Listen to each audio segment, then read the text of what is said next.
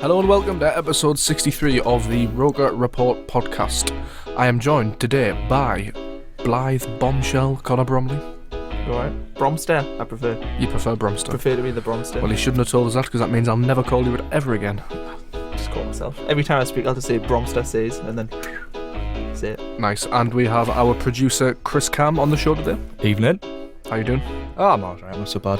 Good stuff. And we have a debut appearance for Sparks. Johnny Goldsmith, how are you doing, mate? Yeah, alright, how's things? Good, aye, not too bad. How happy are you to join the team? I'm delighted to join the team. It's been my dream since a child to join the team, and I'm here now to give my very best for Roker Report. He sounds emotional, doesn't he? That means a lot. Looking a bit teary, red and Oh, yeah. teary. Do you know what, right? In these intros, nobody ever asks me how I'm doing. Well, James, how about you do do you know how Goldie's not Goldie? We'll go Goldie. We're going. Goldie has said on his little piece about being happy to join the club. Why don't you act as manager and say how happy you are to have him? That's very good. I like that. Johnny, we're very, very happy to have you on board. I think you'll offer a lot of Roker Report. And it's always nice to have options, isn't it? Option's an option. It's not an option. A quality experience. Just for context, Johnny's got a master's in broadcasting, haven't you? Radio broadcast. Yeah. So he's more experienced than any of us around in this studio, really, isn't he? Which is why we've got him sat as far away from the controls and computers as possible. And I'm in charge still, which is just stupidity, really. Anyway, we shall go into this week's games. We're gonna talk about. We'll get some Villa reaction. We had a draw with Millwall 1-1, which was kind of a decent result in isolation, but I kind of think we have to start winning games at this point of the season. I'll give it to Chris first. What went wrong against Villa? Oh, Villa. I mean, and what went right? It was a weird one. We seemed to play fairly well at the start of the game. The goal we conceded was just crap. Always end up with the same problems defensively. They panicked. Steele sort of watched the ball bounce past them in the box. Didn't really have much idea what we were doing to contain them, and it wasn't a lack of effort from most players, but a few of them let the rest down. Connor, what did you make of it? Oh, just awful from start to finish, really. First 20 minutes were okay. I'll give them the credit. The first 20 minutes were alright. Ajaria looked bright, but question marks over the team selection for me. I know. Isoro came on and he looked fine. If he's carrying a knock, he certainly didn't look like he was carrying one. And if you're fit enough to be on the bench and play 45 minutes, then for me, you're fit enough to start. I don't see the difference. If you can pull your hamstring running for a minute or 45, I don't see the logic in going with Fletcher, especially over Madja as well. You know, I mean, I'm not Madja's biggest fan. I think he needs a bit more seasoning. I think he will be a good player. Seasoning, what, like salt and pepper? Oh, some parsley or something. What are you on about? Seasoning? He does, Seasoning with what? Isn't seasoning in the lower league? Seasoning's a term. Alright, okay. It is. Continue, please. Right. He needs a bit more Experience. Seasoning. He's sticking with seasoning. He needs a bit more seasoning before you can make an impact at this level for me. So it's the persistence with playing Fletcher, I suppose, that's baffling me. And the formation as well. I mean, I've spoken a million times about my views on 5 at the back, but keep it simple. Players know how to play 4 at the back, and the 5 at the back just isn't working. Patently isn't working. I would agree. Johnny, would you agree that Josh Madja needs more seasoning? Or Oh yes, it needs more seasoning there. No, I think he could have. I would have been happy to start him from the beginning as well.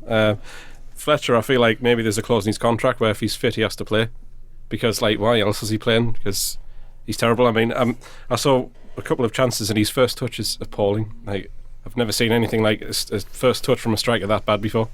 But I don't know, I think Isoro had a few bright, he looked quite bright. There was a few opportunities that little tiny bits where it's they look quite good going forward, but then it's just not enough of that. It was quite late on as well when I think Isoro ran down the flank and then he cut inside. I'm sure that's what happened. Game was already gone at that point though, wasn't it? Yeah. So we do that where we turn up when the game's over. We normally get a goal late on or something like that. Not this time, but about Madja anyway. Yeah, he should have started, I think, along with Isoro.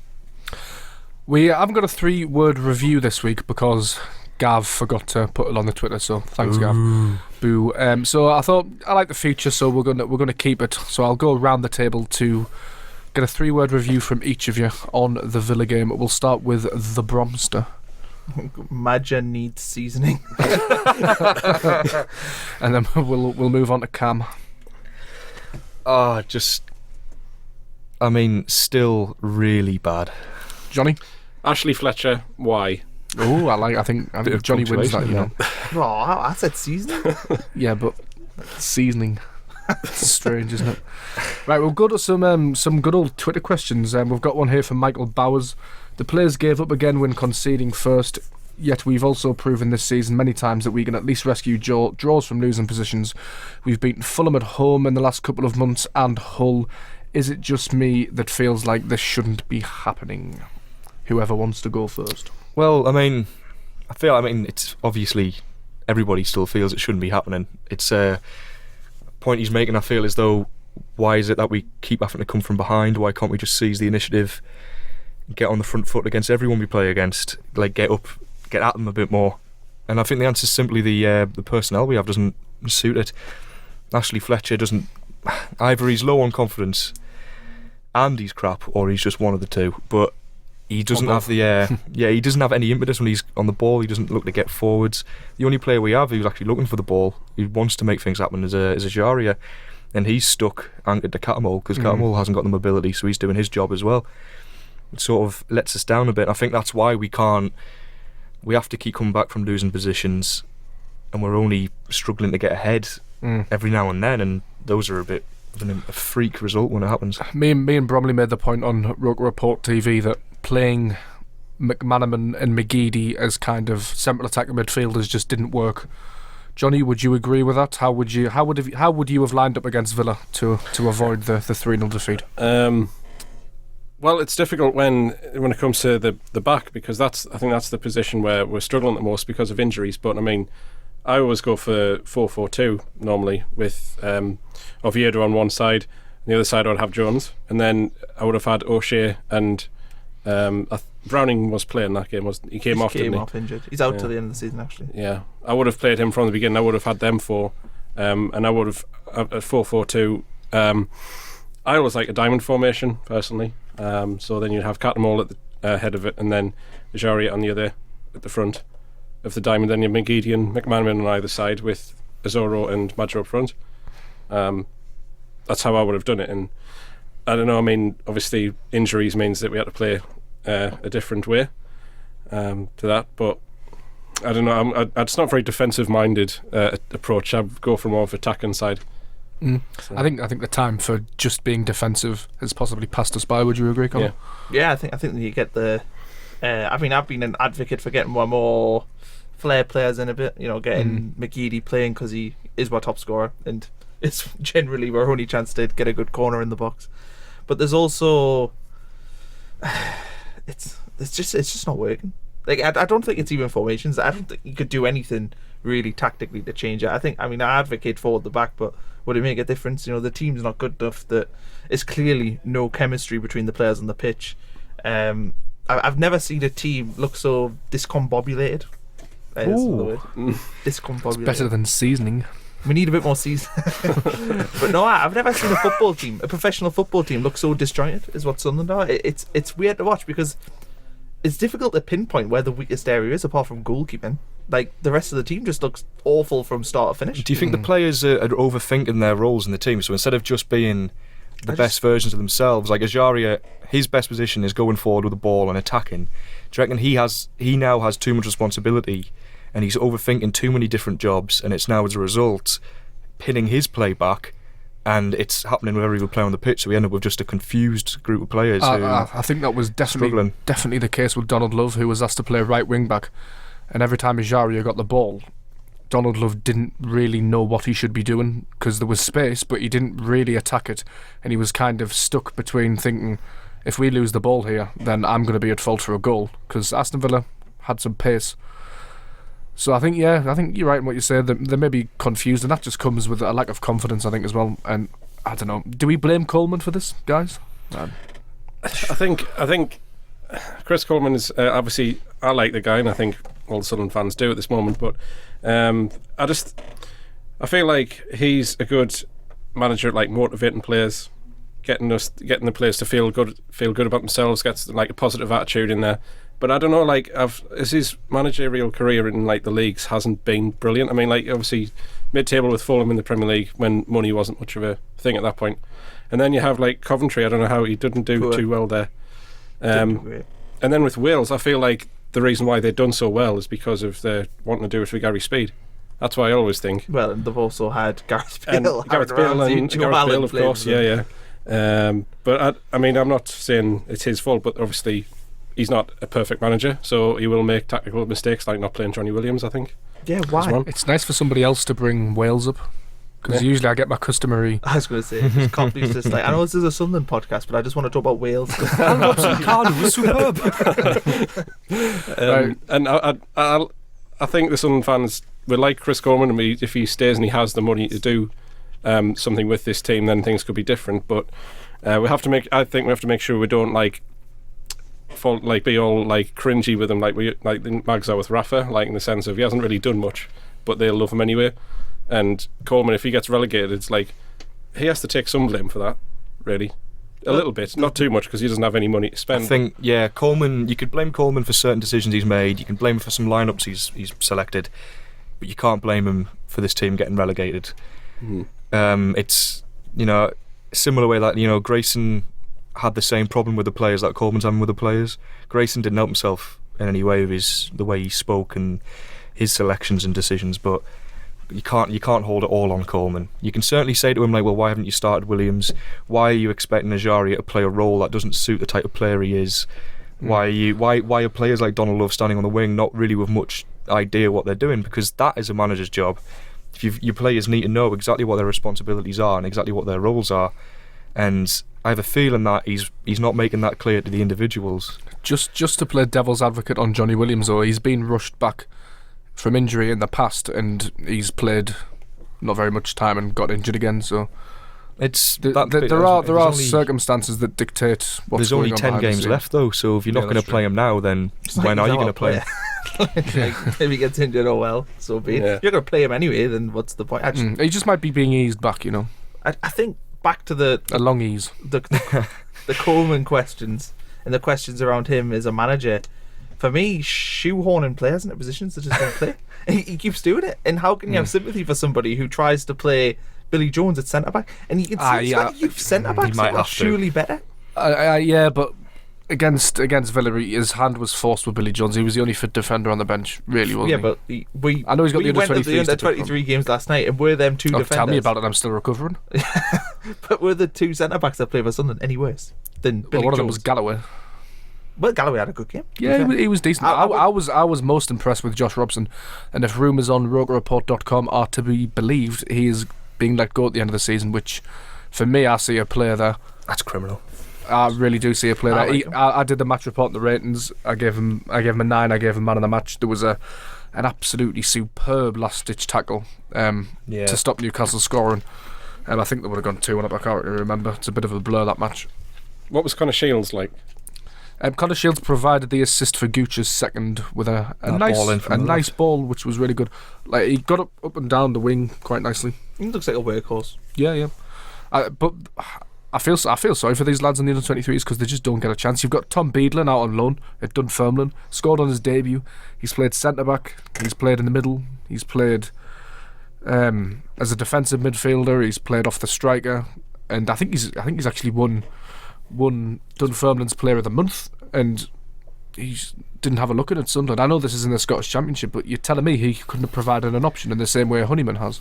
Beadlin must be asking himself that. Like, I think the players like Stryjek and I think the players like Beadlin, and they must be sat watching Sunderland, especially with the goalkeeper situation. They've signed 3 goalkeepers, all of them have failed, and they keep rotating between those 3, having terrible games.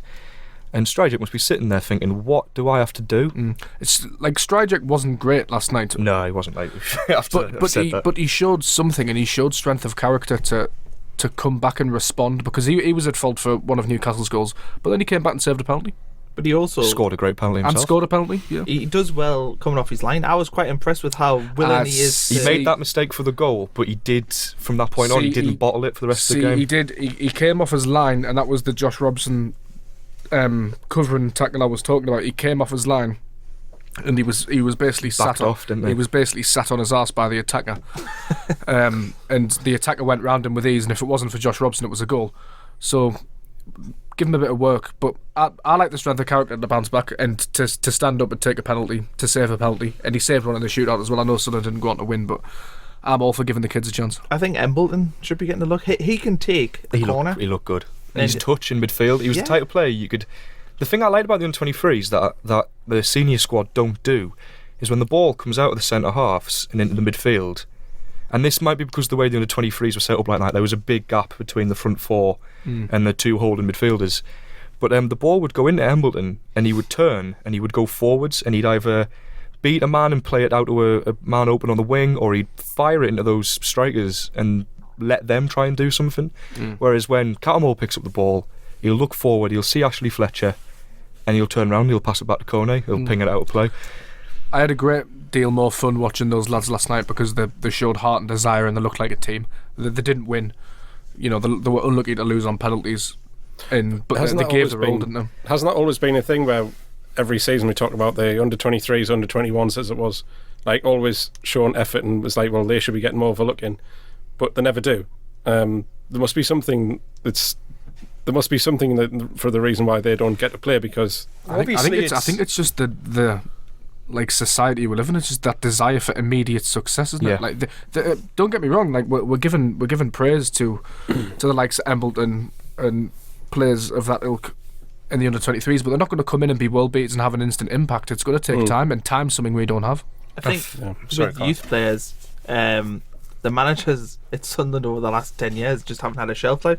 Can they risk really putting in a 18-year-old if they're not if they've got a veteran player who they think, well, he can do, he will do a job. We know he'll give us a 7. You put a youth player in, it might give you a 3. You know, and they'll know that. You look at the shelf life of a Sunderland manager is not even a year. No, it's poor. So why would Yeah. you take that risk? I think that's like the managers and the coaches at Sunderland are looking at the under-23s and judging them on their results in the Premier League too, and against teams like Newcastle. And Newcastle and 23s last night were poor. I didn't think they had a lot technically as a Good side. They tried to play it out from the winners. back and they just couldn't break the press from that front four. They couldn't do it.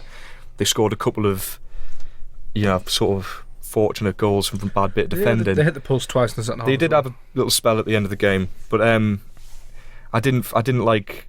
If I was looking at those under 23 players, I'd be thinking, well, if you want to really prove yourself, you should be beating those players in front of you.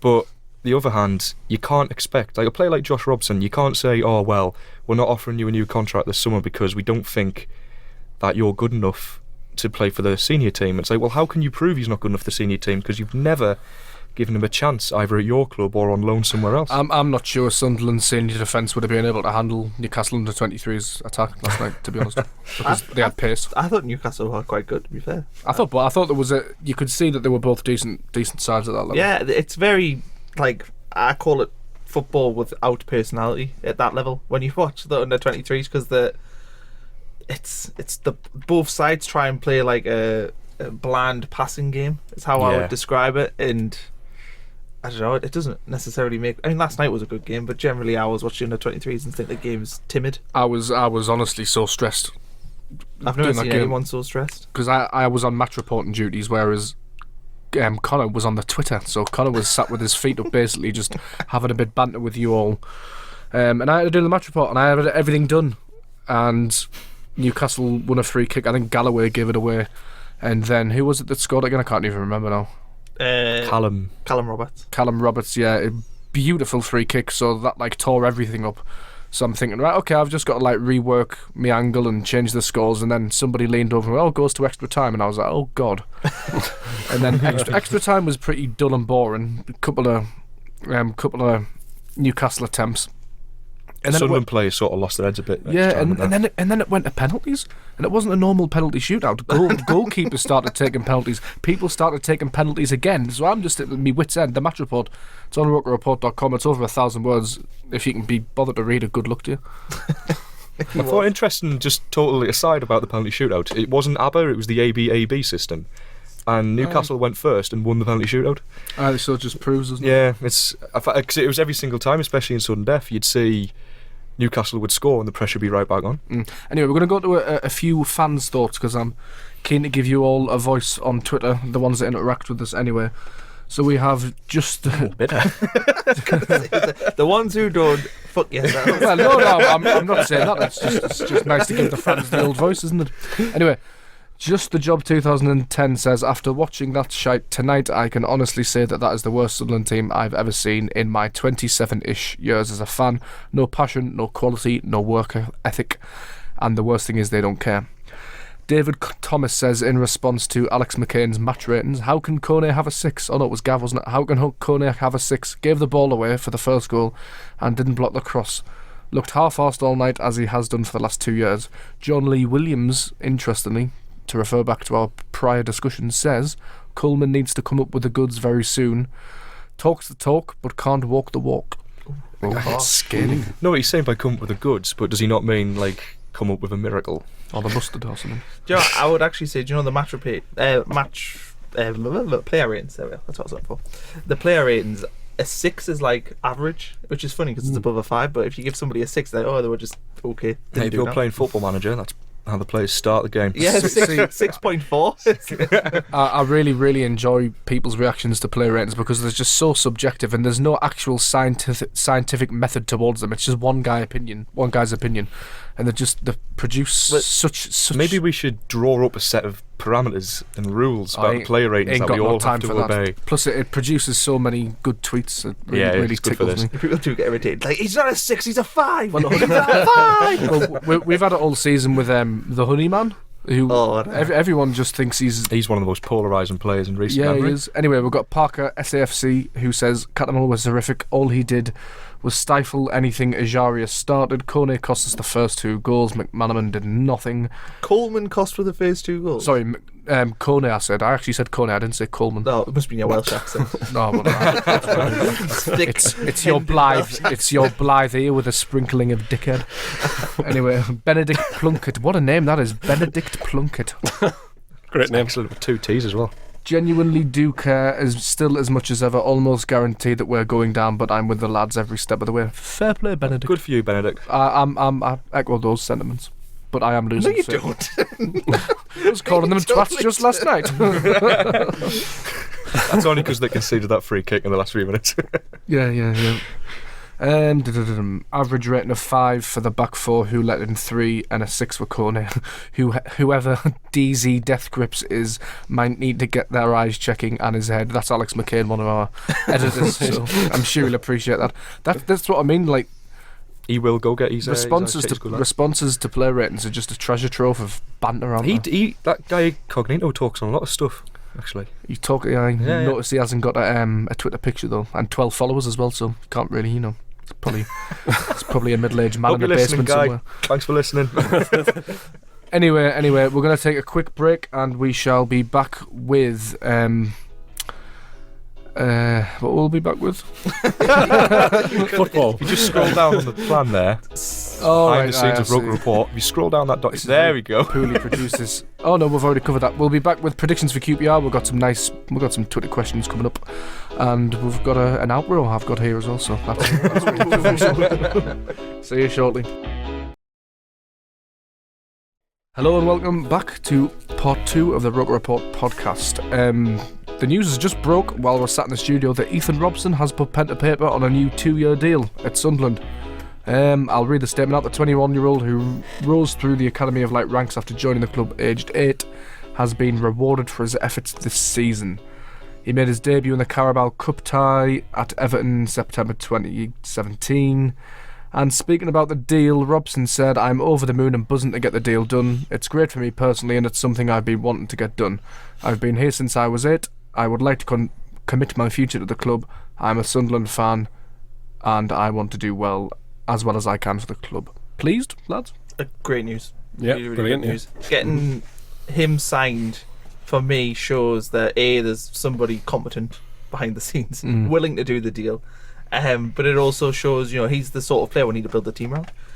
Azoro's got a year left, Madja's got a year left after this year, and I would say that they need to be the next ones on the list. Whether or not Azoro stays, I'm not sure. I would probably guess that he's going to leave next year.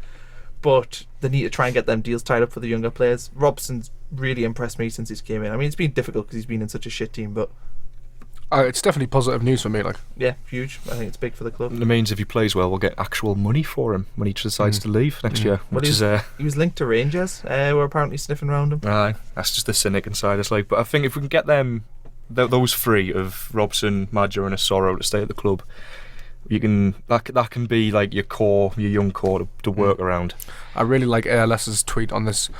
Ethan Robson boldly grasps the ship's wheel and vows to hang on regardless of how deep it sinks. Well done, lad. I think that's apt. Yeah, I'm really pleased. I think Robson is one of the only players in the squad really who can get the foot on the ball, I would say. He likes, knits things keeps together. it simple. He's like your nana. He knits the midfield.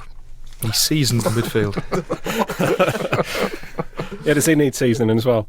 Ethan Robson. A little bit. Yeah, a little bit, yeah. Not as much as Asoro and Madja. What type No, of season does Asoro he doesn't need? need necessarily season. Is Asoro good to go? Like, Asoro, he's a medium steak, whereas Oh, he's microwave ready, I saw. Right, we've got a Twitter question from Mickey Luff, one of Roker Rapport's former writers. Imagine you're part of SAFC's marketing team. There's a thought. What would you do to try and shift season ticket cards in the renewal packs? there's a question. Don't send them and hope people forget to cancel. Apparently my policy. just be really quiet. Like, Just send like a letter with really small writing on it. I don't know. I would say if it was me and if I was doing the advertising, I would probably go with something like join the youth movement and put Azoro, Madja, Robson on the front of the packet Before they all go. before they all go. But presuming they'll stay. If I was doing it right now, I would go. That would be how I'd go with it. Just try to write like some motivation, be like, let's make Sunderland great again and all this. Oh, God. Build a wall between Newcastle and Sunderland. Make Newcastle pay for it. Yeah. Make Newcastle pay for the seats after last night. Oh God, we didn't talk about that, did we? We'll get on to that later. But anyway, for me, if I was in Sunderland's marketing team, I would. They'll never do this because it means Ellis Short would have to like put his hand in his pocket. But just give people an incentive, like an FA Cup game, a League Cup game. I don't For think that free. would make people sign up for a season. Well, you never know. You never know if FA people Cup think they're not first getting round round. against Aldershot. Oh, I can't wait. He's throwing this in for free, lads. If it's free, would you go? Probably not. If it was Alder, well, I would. What are you talking about, you divvy? Still, like, who cares? It wouldn't make us sign my season ticket. Are you going to renew next year, Connor? Nah. No. Why? State your reasons below. Number one, I might change job or get a job. That's really, really, really selfish. What? Just stop going to Sunderland in case I have to move somewhere to get Yeah, one. you're not a true lads fan. You can tell you from Blad. That's fair enough. I understand your statement. As a Welshman, I just don't know if I can appreciate your views. If you're Welsh, you're claiming your homeland's like 400 miles away. So We're not getting into the I'm whole 20 Welsh miles thing. down the road. 20 miles away from Sunderland. Turn the right, I'll take you. Turn the right. Get Periscope out, Chris. Right? Goldie, what would you do if you were part of Sunderland's marketing team? Quit. Yeah, I'd be like, find another job. To be honest, Join me when I get my new job. I mean, probably going to get made redundant anyway, so I don't know if there's any point sticking around because I wouldn't know how to motivate people to come back if we get relegated to third tier for the second time in our history.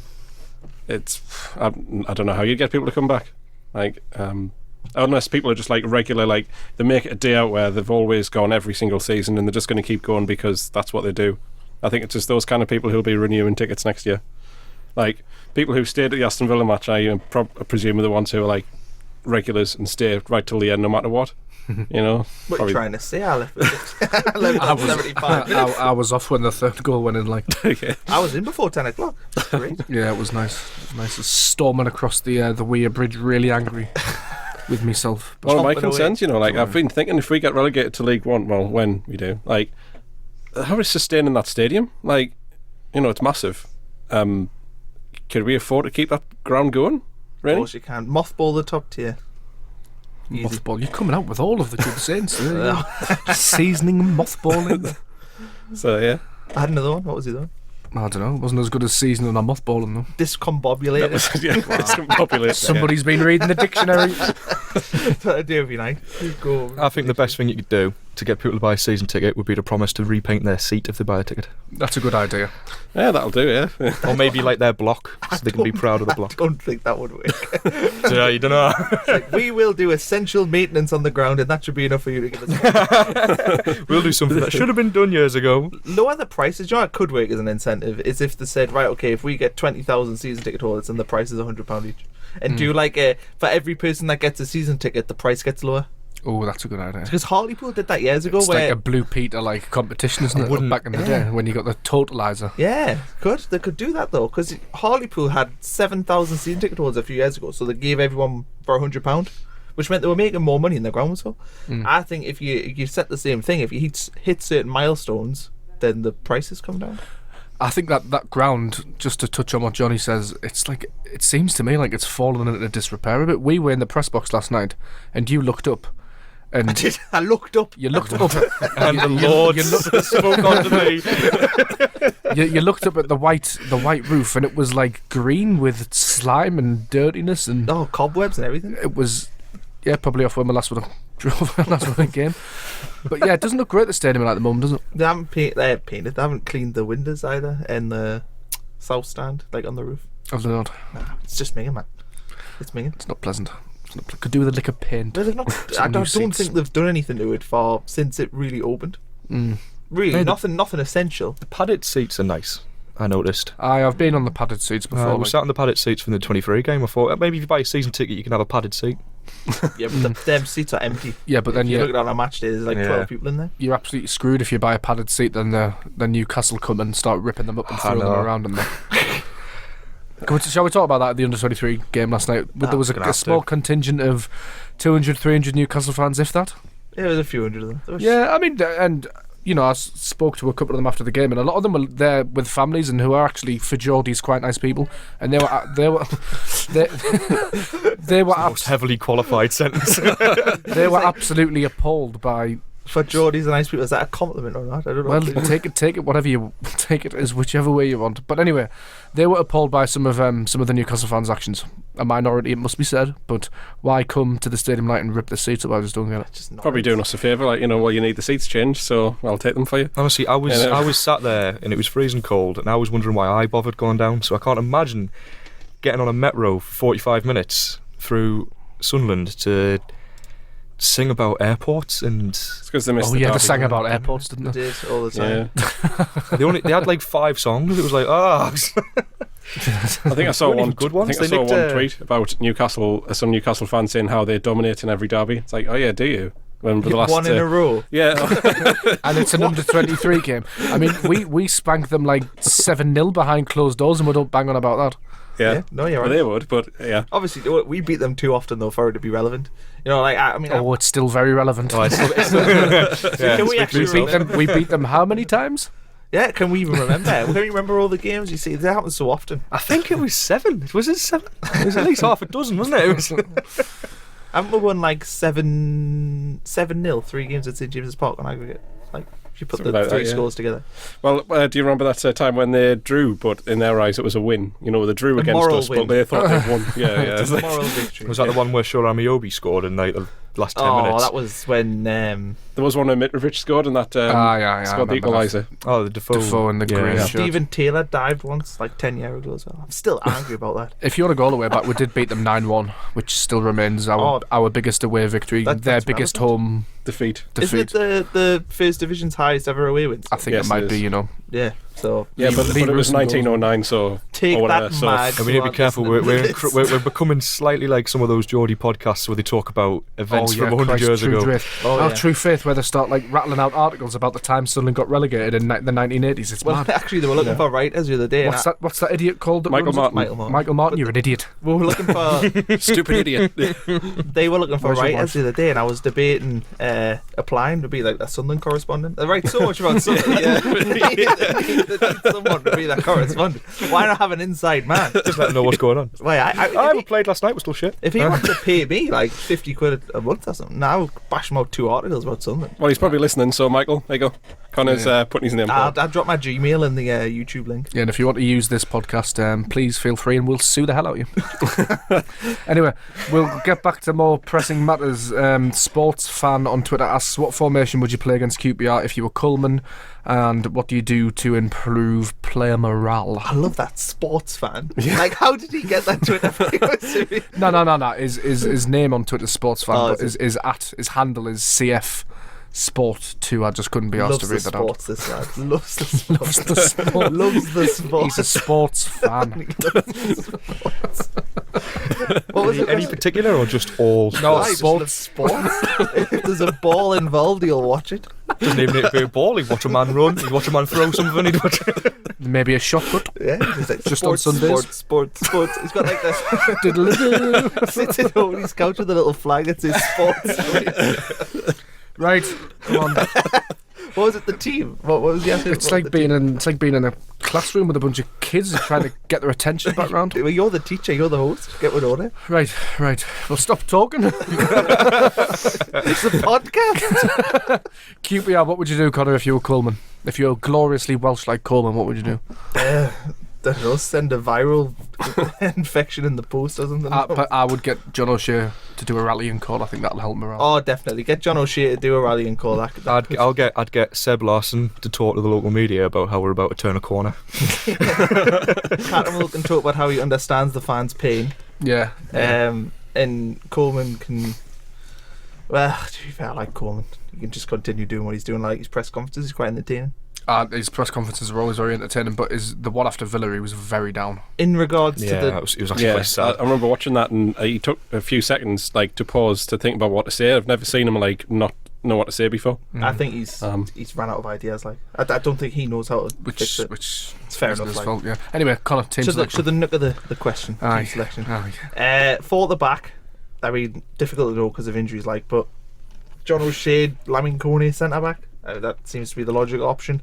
I think he'll stick with Steele and Nets. As poor as he was on Tuesday, he was good against Millwall. We're away from home, so maybe he'll replicate that Oviedo at left back. He needs to continue playing left back because he's one of the few players on the team that can competently play football. That goal against Middlesbrough was. That was unreal. I'm sorry, against Millwall. Sorry to confuse me. Ems was nice. Yeah, Yes, Left it was. foot goal. right in the Beautiful. stanchion.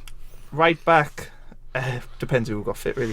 If it's Matthews out, is it? I don't know. No idea. He seems to have lost him. Yeah, I would play Matthews if I would could. play Matthews as well if he was available. Regards to the midfield, I'd be tempted to go with. If it was me personally, I would drop Cattermole. I would play Robson with Williams and Ajaria, and then I would stick with. I'd possibly go McGeady on one side, Azora on the other side, and then Madger up front. Or Azora in the middle with McManaman and McGeady on the wings. I think if you were playing back four wise, I'd probably have the same back four. Maybe, assuming the fitness problems with Galloway might end up at centre half. Just through necessity. Clark Salter's back. He's from suspension. Is he not? I thought he was suspended for this weekend. Oh, is he still suspended? I think he's still suspended, aye. Oh, is this not his third? Oh, yeah. So I wouldn't choose it, but I think Galloway might end up playing there. If you're having that midfield three of Robson, Ajaria and Williams, I think you can't have McGeady and McManaman. You'd have to have like Liloa. And now Robson does the defensive side of the game. Like I know Robson does, but he'll do a far better job than what Cattermole's been doing. You'd have to ask Williams and Ajaria to have an understanding as a midfield two that when one goes, one stays and all that. And I don't think you can rely on that to happen straight away because they've not played together. And Lamine Kone is our only fit centre half apparently at the moment because O'Shea is a doubt for the weekend. Tyus Brown out for the season, so it's like it is literally Billy Jones or the under-23s. Well, there is the Galloway. there is Well, Galloway was in the under-23s, wasn't he? there is another player who could play centre back who I don't want to say the name of because I kind of stand him, but there's that that player who You got to say his name. Jack Rodwell. You're not meant to say that. Got to put a pound in the swear jar. Just £1, that's generous. Goldie. We're saving up to pay off his contract, Johnny. So there is that option. I don't think Yeah. he didn't even play the under-23s last night. I was half expecting him to maybe be on the bench. He's just disappeared, hasn't he? Didn't Chris Well, Coleman I've got say that? a fun little anecdote about Jack Rodwell. I was speaking to a fella the other weekend who is a steward occasionally at Sunderland matches. Is this one of them? My friend's a steward who knows the manager's wife. he just stands in the car park as steward there, and he's actually a Hartlepool fan. So I think we've got it tough. He's a Hartlepool fan. He stands in the car park as steward there, and every game just before half time, Jack Rodwell gets in his car and goes home. Really? We've heard that before. Have we? He said he's telling us like he's not a Sunderland fan, but he hates Jack Rodwell with like all his heart, because even before this season, like last season and before, he was hopping in his car and going home when he wasn't in the squad. Was that not because we were getting beat like 4-0 or something? Well, I mean, the game was already gone, like, but Just the game's over as a spectacle, so he's went home. I mean, but it's not like you need. needed any more convincing of the character that Jack Rodwell is. But that's another strike against him. I'm not even surprised. Yeah, that was the thing when he told us. It wasn't like my jaw dropped. Oh, I mean, I'd like to be angry. If it was like somebody like Cattermole or something, I'd be furious. But because it's Rodwell, I'm just You're like... a proper fish shaker, you. Or I just celebrate penalties where there's no chance of a That was penalty. funny. That last night we're at the game, we're in the press box, and there's maybe 15 people up, the whole top tier. To ourselves. The Sunderland player ran through, and it looked like the Newcastle player was going to trip him up, but he didn't. My journalistic bias went right out the Can't window. believe it. Penalty! Penalty! Screams it, and everyone in the whole 15 of them just turn around like, who the hell's this? Not the guy doesn't fall down, just the attack Peter Noah. I just love the lads, man. Just goes bright red. I didn't go bright red. I was It cold. might be Like, red with a cold. it was cold. Bromley made loads of spelling mistakes on the Twitter because his hands were cold. It's true. To be fair, the Twitter was banging last night. It was banging. It was The popping best- like. I took over at half time when you went to the toilet, and that was its best period. That was the highlight, like. I felt like Yeah. Strong disagreement. that's fine. Strong. We all have our strengths and weaknesses, Connor. Mine's talking clearly. Right. Where were we? We were on team selection, weren't we? Yeah. I've just noticed on the Twitter there, as if Connor went, I've earned a Malibu and Coke here, like after Copley nearly had a nervous breakdown right in the report. The Malibu and Coke. One who drinks Malibu and Coke. Let's talk about that. Let's go football to a side here. Malibu and Coke. I actually don't drink Malibu and Coke. I was going to go with the pina colada, but So then... you ironically admitted to drinking Malibu and Coke. Wait. Why? Why not? I mean, I would drink Malibu and Coke if it was on offer. You were wrong, and you were like. I like amaretto, actually. Well, you had John saying really enjoyed Roker Rapport coverage of the mini derby tonight. Shame about the result. So you did get some praise. I mean, Somebody else said it was the best Sunderland coverage they've seen. I mean, in fairness, Apart from we're beating Chelsea 4-1. in fairness, I was speaking, and then you were just writing my words down and then tweeting them. So So did you tweet truth comes penalties? out. Yeah, I have no wisdom in my brain. I have to wait for Copley to say things and then I tweet them. To be fair, you Couldn't have put it better myself. Apparently, you did spend some time just staring at the ceiling, like so. I just looked up the first half, looked at the ceiling, took a picture as well, put that on the Twitter. that was a hard night for you, wasn't it? I called out Lad Brooks and I've they gone- deleted a tweet because of his. So I've gone grey. I've gone Yeah. grey. So I saw the call out. I didn't realise they deleted it. Like, away I posted it because they knew I was on them. I actually woke up like last night when I was asleep because I thought I'd put something wrong in the match report, and I dreamt that everybody on Twitter had started throwing us pelters like en masse. So I actually woke up in a cold sweat about the match Did report. write tune.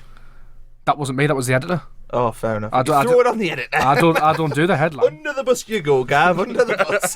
No, it was Oh, is Alex it McCain. Yeah. Oh, fair enough. So he's getting a lot of stick today, Alex. Sorry, Alex. It's nice, tunes. good lad, Alex. I like it or not. Right. Anyway, can we please nail the start 11? I've done mine. Right, Johnny.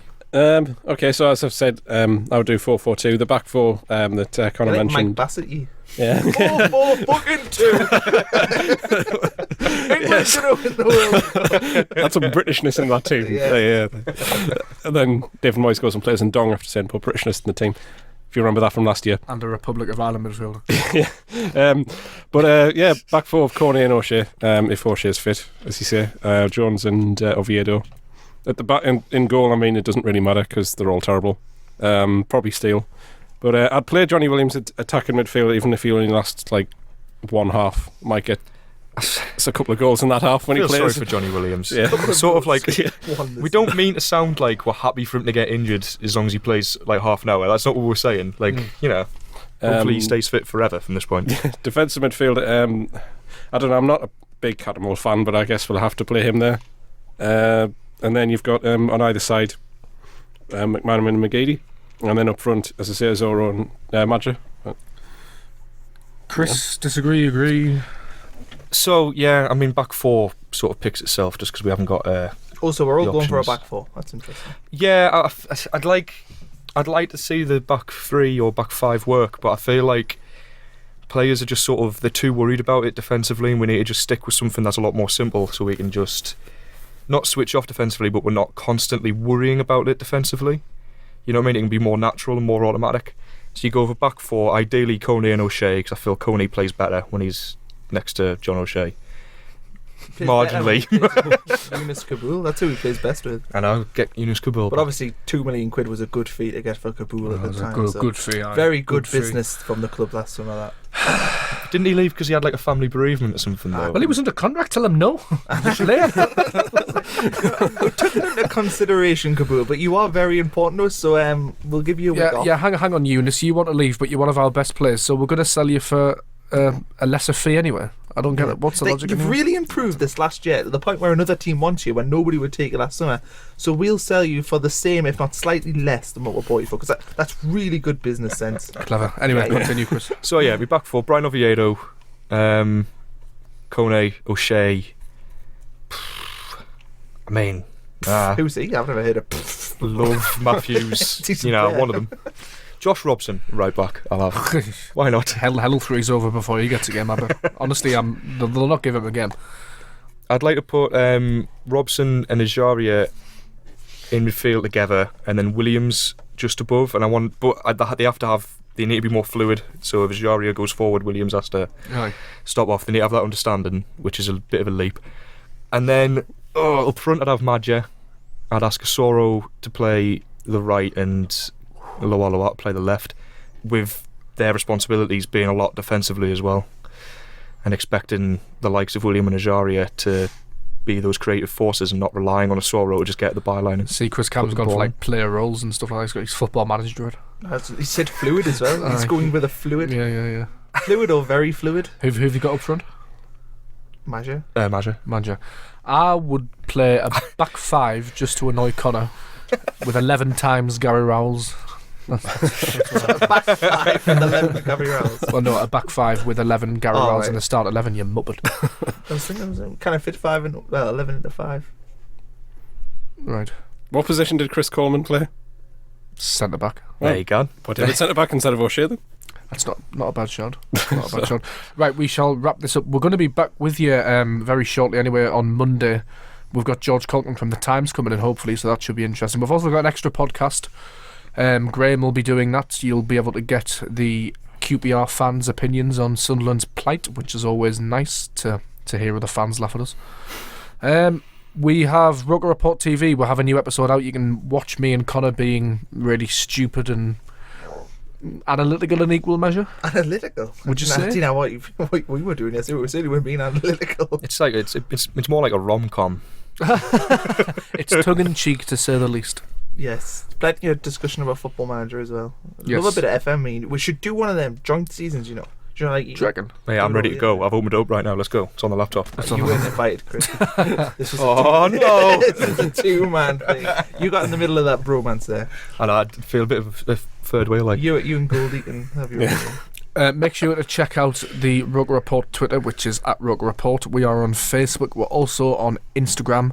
And for all your latest Sunderland AFC match reports, news, tidbits, opinions, Bromley having a meltdown, stats, go over to rokerreport.com.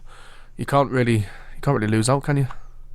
Very rarely have There's a meltdown. There's a great article, about like why you should buy Sunderland AFC. I buy Tom Walsh. He's probably the best writer on Roker Report, I would say. It's great. Unbelievable article. There's cans and megabus as well. That's great as well. Superb feature. And we are also sponsored today by Church Lane Burgers. You can find them just opposite the Empire Theatre.